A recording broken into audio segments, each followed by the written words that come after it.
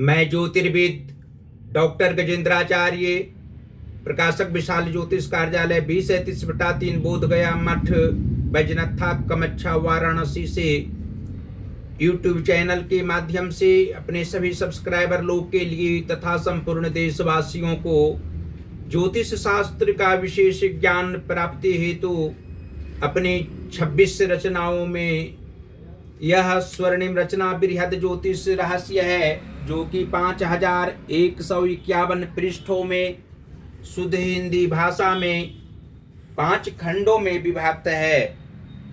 इस ज्योतिष महाग्रंथ बृहद ज्योतिष रहस्य को इतनी कलम अर्थात 525 कलम से मेरे द्वारा रचना हुई है। आज आप लोगों को जन्म कुंडली के एकादश भाव में एक साथ बृहस्पति एवं बुध ग्रह को बैठने से स्पष्ट फलादेश हिंदी भाषा में करने जा रहा हूं।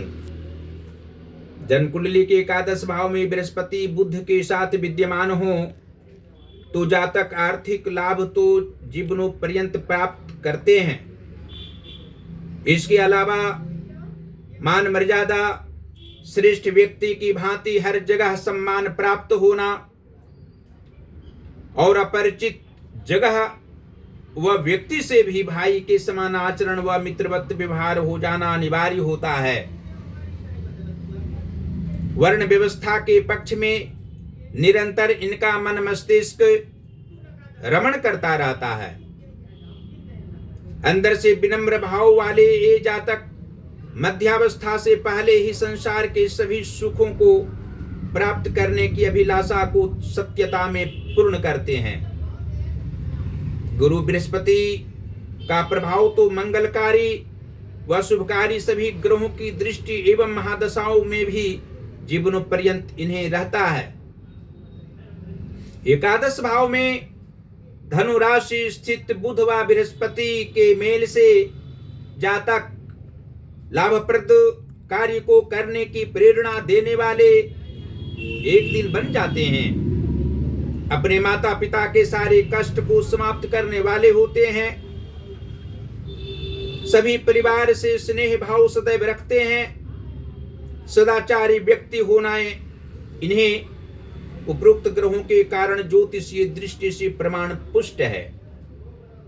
अनेकों युवकों को रोजगार प्रदान करने वाले होने के अलावा परिवार के बीच भोले भाले व्यक्ति के समान रहकर घर की सारी चीजों को सजाने का काम अपने हाथों से स्वतः ये जातक किया करते हैं।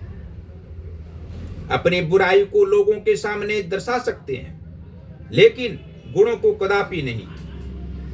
साथ ही लाभोपयोगी व्यक्ति ये सभी धर्मों के जनमानस के लिए होते हैं। और यह भी स्पष्ट शब्दों में आप लोग जान सकते हैं कि जन्म कुंडली के भाग्य भाव के स्वामी शुक्र ग्रह हों और धन भाव के स्वामी गुरु बृहस्पति हों और एकादश भाव में गुरु बृहस्पति बुध के साथ विराजमान हो तो जातक भाग्यशाली प्रारंभिक जीवन काल से ही होते हैं। ये अपने कर्म के बल पर सभी अवस्थाओं में धनोपार्जन अपनी इच्छा के अनुरूप करने वाले होते हैं। धन संपदा की कमी किसी भी रूप में नहीं होती है। इनके परिवार भी सुखी संपन्न होते हैं। माता पिता की भावनाओं का सम्मान ये जातक करने वाले होते हैं। अपने कर्म के बल पर भाग्य का निर्माण करने वाले होते हैं और कर्म भाव के स्वामी मंगल ग्रह हों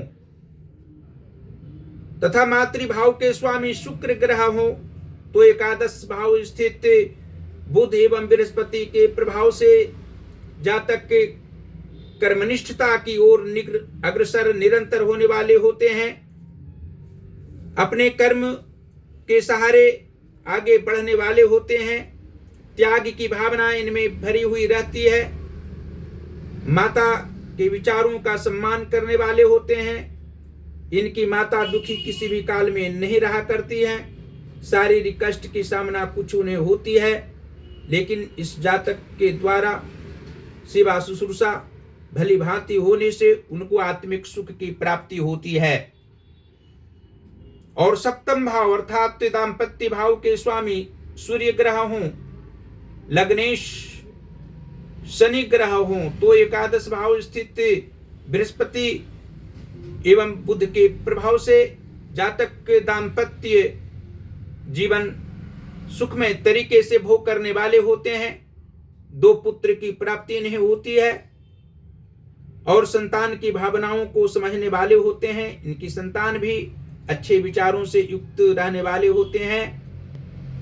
इनका जीवन सुखमय जीवन के उत्तरार्ध भाग में भी रहा करता है और दीर्घायु होना स्वाभाविक है। जन्म कुंडली के रोग व शत्रु भाव के स्वामी चंद्रमा हों तथा पराक्रम भाव के स्वामी शुक्र ग्रह हों, तो एकादश भाव स्थित बृहस्पति एवं बुध के प्रभाव से जातक को रोग किसी भी काल में नहीं होना तथा सामान्य रोग होने पर मानसिक तनाव नहीं होना स्वाभाविक है और पराक्रम की भावना से युक्त सदैव रहा करते हैं। सामाजिक विचारधाराओं से युक्त रहते हैं। समाज की सेवा करने वाले आत्मिक रूप से होते हैं। समाजोत्थान करना इनका मुख्य उद्देश्य होता है। और अंत में यह आप लोग जान सकते हैं कि जन्म कुंडली के 8वें भाव अर्थात आयु मृत्यु भाव के स्वामी बुध ग्रह हों और व्यय भाव के स्वामी शनि ग्रह हों, तो एकादश भाव स्थित बृहस्पति एवं बुध के प्रभाव से जातक जब तक जीवित रहते हैं स्वाभिमान गिरने नहीं देते हैं। स्वाभिमानी प्रवृत्ति के बाल्यकाल से ही ये होते हैं और धन का अपव्यय करने वाले जानबूझकर नहीं होते हैं। इनके मित्र भी अच्छे होते हैं और मित्र की भावनाओं को भली भांति समझने वाले होते हैं। ये अपने मित्रों को मदद करने वाले होते हैं। और अंत में यह आप लोग जान सकते हैं कि जन्म कुंडली के नीच भावों में यदि उच्च ग्रह बैठे हों और उच्च भावों में अर्थात चारों केंद्र में त्रिकोण में पाप ग्रह बैठे हों, तो जातक को मानसिक तनाव किसी भी रूप में नहीं हो, शारीरिक कष्ट की सामना न करनी पड़े और आर्थिक तंगी नहीं हो। इसके लिए शनिवार दिन हनुमान जी की आराधना जातक को अवश्य ही करनी चाहिए। मंगलवार को भी आराधना हनुमान जी की और माता भगवती जी की आराधना करने से आत्मिक सुख सभी प्रकार की प्राप्त होंगे। धन संपदाओं का अभाव किसी भी रूप में नहीं रहेगा। भगवान शिव की आराधना करने से आत्मिक सुख अवश्य ही जातक को प्राप्त होंगे और धन संपदाओं में वृद्धि होती रहेगी। साथ ही भगवान गणेश की भी आराधना करने से विघ्न बाधाएं जीवन में नहीं आएगी।